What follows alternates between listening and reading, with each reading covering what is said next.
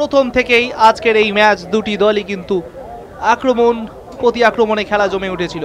বক্সের মধ্যে ইউনাইটেডের শট, আর এই শট থেকে 23 নম্বর জার্সিধারী জালে জড়িয়ে দিয়েছিল বল, এবং সেই গোল থেকেই তারা কিন্তু প্রথম থেকেই আক্রমণ এবং সেই আক্রমণের ঝড়ে দাপিয়ে রেখেছিল সেই এরিয়ানকে। রাহুলের পাঠানো বল হেডার, এবং এই বলটাও কিন্তু অনেকটা পজিটিভ ছিল।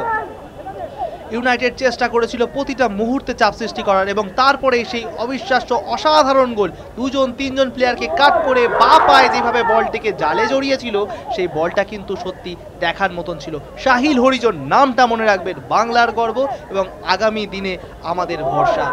দুরন্ত গোল এবং অবিশ্বাস্য গোল, সুন্দর গোল।